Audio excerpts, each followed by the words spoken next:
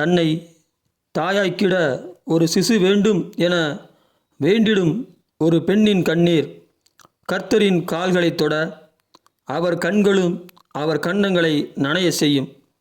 இன்னும் குழந்தை இல்லையோ என்று கேட்கும் சொல் ஆண்மகனின் வெட்கத்தை தலைகுனிந்து சொல்லும். இன்னொருவனின் குழந்தை கையில் இருக்கையில் மனதில் ஆசை உரசி இல்லை என்கிற வருத்தத்தை தரும்.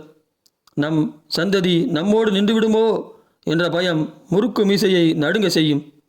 அந்நாளை போன்று ஜெபம் பண்ண கண்களுக்கு கண்ணீர் வேண்டும், முழங்கால்களுக்கு பயிற்சி வேண்டும்.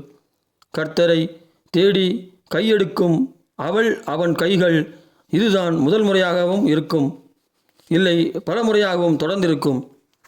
மனிதன் முயற்சி செய்கிறான், இறைவன் கொடுக்க மறுக்கிறார். அப்பொழுது அவன் முயற்சி இன்னும் முடிவடையாமல் இருக்கும். மனித சித்தப்படி கருவானவன் மரிக்கையில் மண்ணுக்குள் மறைந்து போகிறான். தெய்வ சித்தப்படி கருவானவன் மரிக்கையில் மறுமையை காண விதைக்கப்படுகிறான். குழந்தையை வேண்டுமென்று விரும்புகிறவர்கள் அது தேவ ஆவியால் உண்டாக நாம் என்ன செய்ய வேண்டும் என்று சிந்திப்பதில்லை. அதனாலே பெரும்பாலான மனிதர்கள் மனித சித்தத்தினாலே பிறந்து மனித சுபாவம் கொள்கிறது. கர்த்தர் குழந்தையின்மையை காட்டுகிற பொழுது தேவ சித்தம் தேடுகிறார்கள். சிலர் கர்த்தர்க்கென்று பொருத்தனை செய்கிறார்கள்.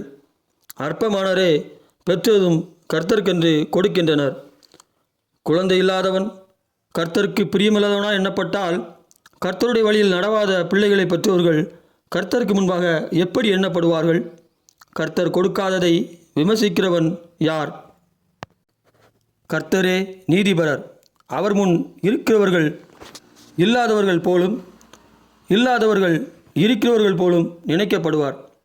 அதனாலே கர்த்தர் தருவார், நன்மையானதை தருவார் என்று விசுவாசித்திரு. விசுவாசம் காத்திருக்கையில் தாமதிக்கிறதுனால் சோதிக்கப்படுகிறது. சோர்ந்து போகாதே, உன்னை கைவிடாதவரின் கால்களை பற்றிக்கொள்.